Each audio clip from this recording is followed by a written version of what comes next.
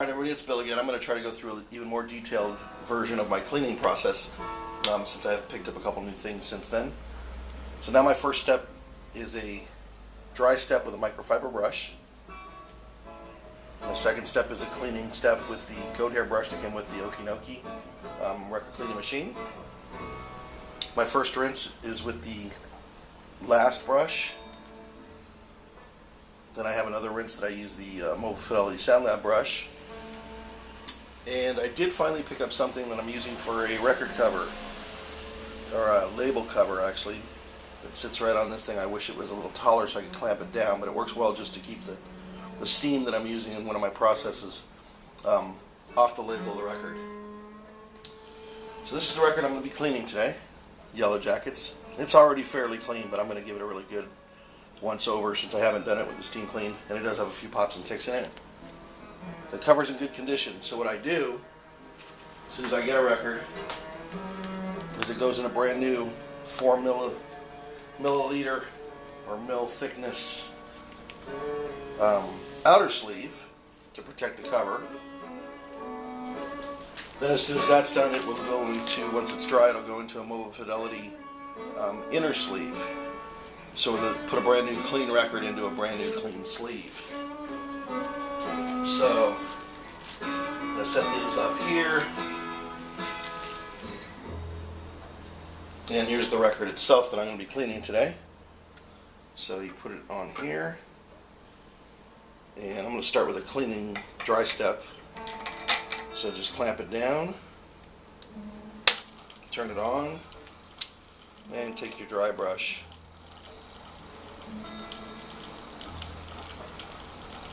And basically that's it for the dry step. Okay, then my first wet step. Today I'm going to be using Vinyl Care Solutions cleaning fluid. So I just wet the record down. And take my first cleaning brush.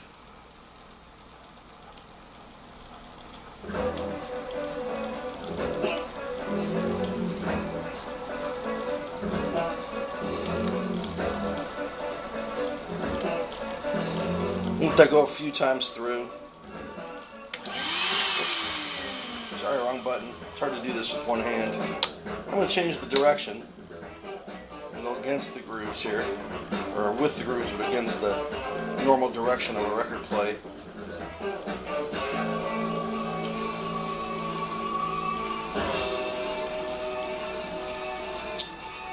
And then I'll reverse the direction again. Take off the clamp. And you'll notice I've actually left the cleaning solution on. I'm going to stop it for a second. And I'm going to put that cover on there and start it back up. I'm going to grab my little steam cleaner here and start from the outside edge.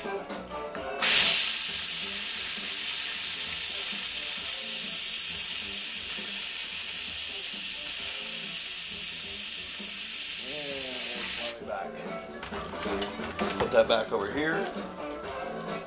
Give it a little more scrub.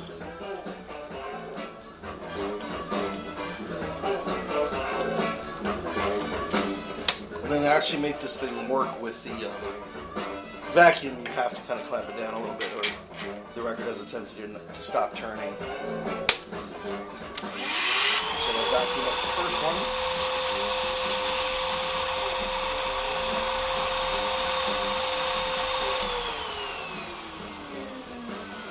And just 2 times around.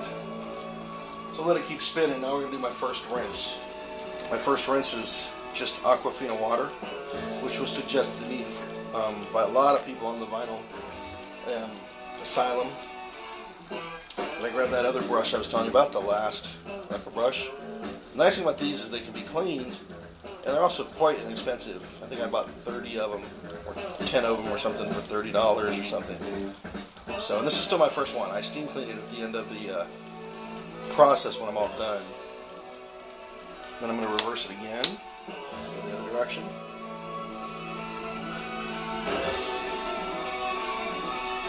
And then go back and we'll vacuum that up.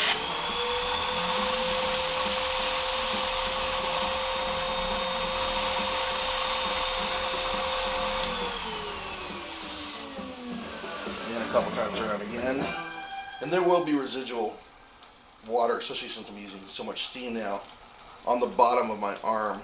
So when I finish this whole process, I will have to let the record dry and potentially touch up around the label area if any water got underneath that protector. So a little more of that water, and now the Mobile Fidelity brush.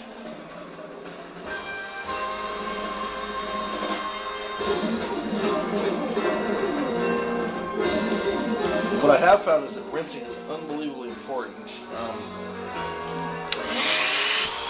the top of here and I'll finish this flame.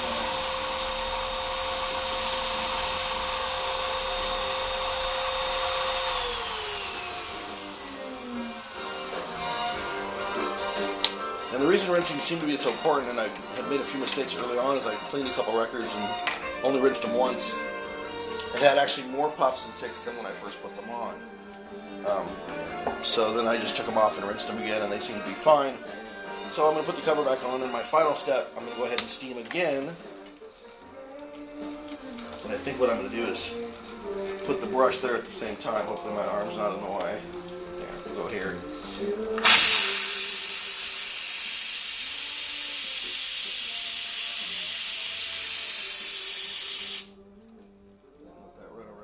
Times. Pardon my arm.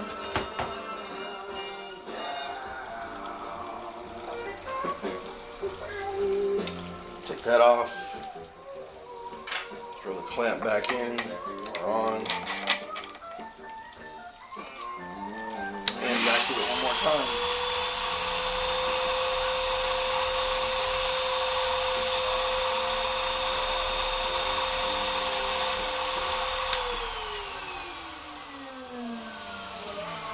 And then just to make sure I've got the label completely dry, I don't see too much water on it, but of course I'm not wearing my glasses because I'm blind anyway. I'm just going to take a microfiber cloth and go around that label a couple times. Take this thing off. And then I usually just do a quick eye inspection under the light up here.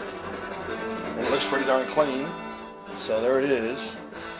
Normally I would clean both sides. I'm going to set it over here to dry. Of course I'm going to do the other side after I'm off camera. So that's about as thorough as I think I can get with what I have. And I have a few different cleaners up here. I have the, I think it's pronounced Les Arts de Son. And that's, I think, this one mixed with the water already. This one here is more Vinyl Care Solutions. Like I said, this water over here is my Aquafina. That's my concentrated spin clean, and this one works really well for not very dirty records because it doesn't have to be rinsed. This is the diluted version I have in a squeeze bottle, and I still have some of the Okki fluid that I got with the machine. I do like it, but I've gotten better results with the Vinyl Care Solution so far, which I got online. Highly diluted. I think it made 2 gallons for $20. And I've got gigantic gallon jugs of it made underneath my sink. All this stuff can be purchased at anything from Sleeve City to Needle Doctor to LP Gear.